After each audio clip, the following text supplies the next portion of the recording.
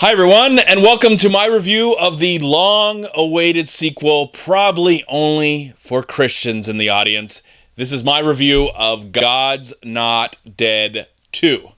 Now, in 2016, we've had a pretty good crop of Christian faith-based movies that I thought were pretty good. Miracles from Heaven, Risen, and The Young Messiah. I think all these movies were really, really good. But honestly, even as a Christian, as a believer in God, I was not excited for God's Not Dead 2.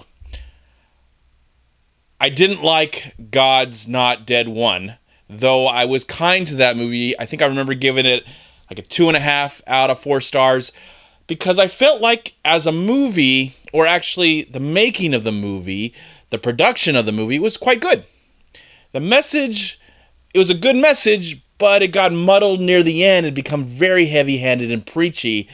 And I felt like, I don't know, I just felt really dumb after watching that movie. I don't know.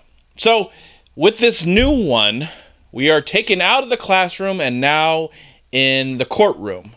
We get to know a teacher who is played by Melissa Joan Hart. Here is Sabrina the Witch explaining it all to us, hopefully explaining herself.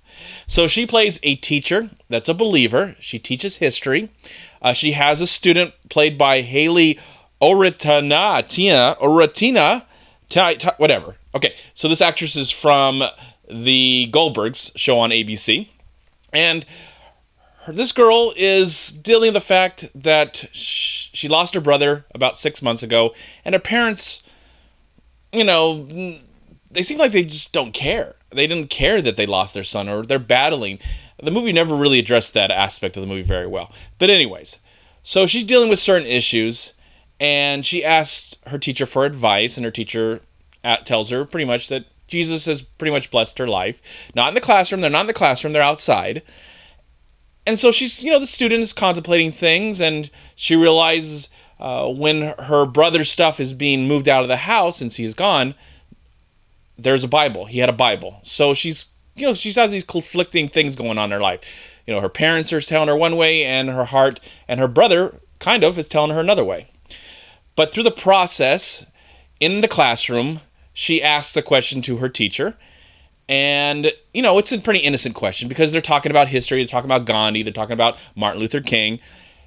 And Jesus is brought up through that. Not in a preachy way, but just more of like a historical way. Like, yeah, these people that taught these things were inspired kind of by Jesus and what he taught, as a teacher. Whether you believe in him or not, or believe that he was a savior, a lot of people believe that he had a lot of great ideas and he was a great teacher.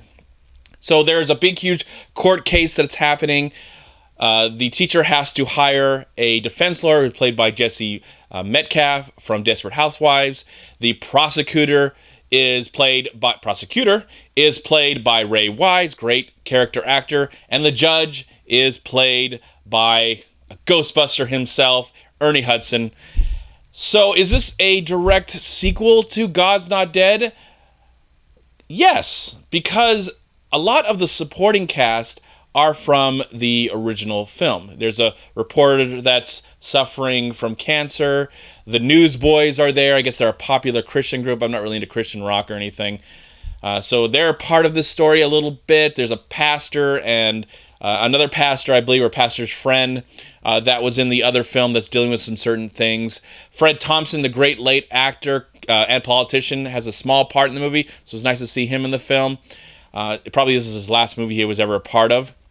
So that's what makes it. Oh, there's also this Asian guy that was inspired by what happened in the last film, and now he's inspired to follow God and do his own thing as well. So there's stuff that is tied to the original film, but this is a new story, but I would say it's a direct sequel.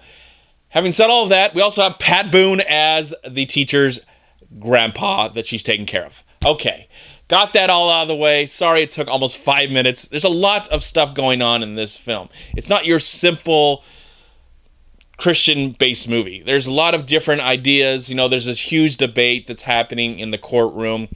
I like the cast. Ray Wise, he needed a mustache and needed to be twirling it the whole time because he was kind of this twirling villain in this movie as he's trying to prosecute pretty much this teacher who, in my opinion, didn't really do anything wrong. She didn't preach in the classroom. She brought up God. She brought up Jesus. I had a teacher. I was raised Christian, and I had a teacher who taught me reading in middle school, and she was not afraid to be Jewish. And I was not afraid to let her be Jewish. And I loved her. Her name was Mrs. Schlesinger. I lost contact with her, but I would tell you she was one of the only teachers that I remember learning anything from. And she didn't pounce God or her version of God down our throats. She was just a good person who was Jewish and wasn't afraid to be Jewish. So I think the argument for what's going on here and how it all has to come up, it's kind of silly, but they did tell us at the end of the movie that there has been court cases where people had to defend their faith and stuff like that. I don't know.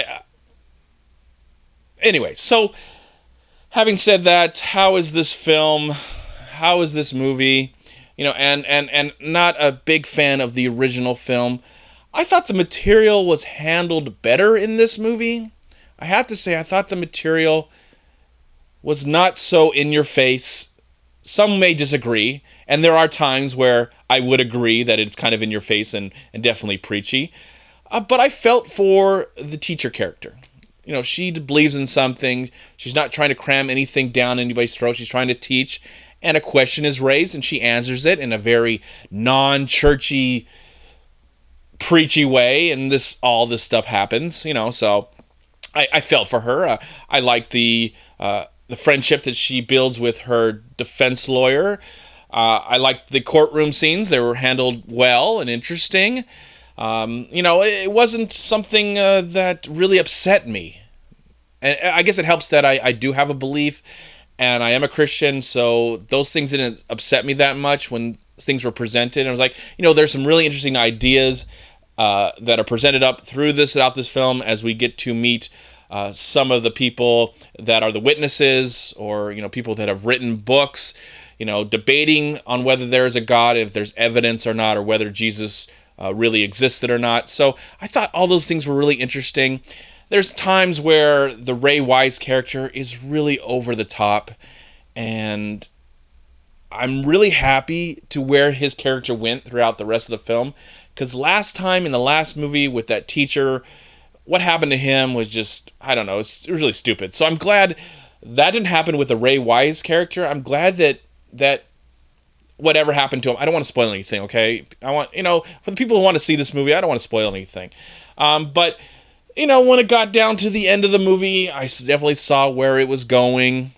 I definitely, it kind of, it incorporates the Newsboys again. So if you saw the last one, it incorporates the Newsboys. So I didn't really like that aspect of the movie. Maybe I'm just not a fan of that music. I don't really see any talent in that music, or any passion in that music. But I just, that was really the cheese factor, because I thought there were some really wonderful moments throughout the film. I mean, there's a nice scene where the teacher opens the door to her home, and all these people are singing this really powerful religious hymn, and I thought that was really nice.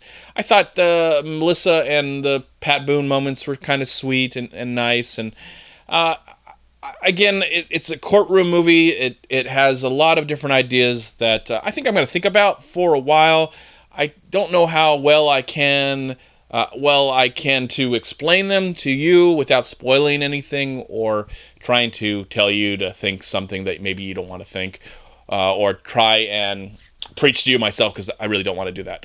So, but I have to say, this was much better than I thought it would be. I thought this was going to be a complete train wreck, and I thought it was much better than I thought it would be, and much better than the last movie, and did a better job to convey whatever message it is trying to convey. Believers will enjoy this.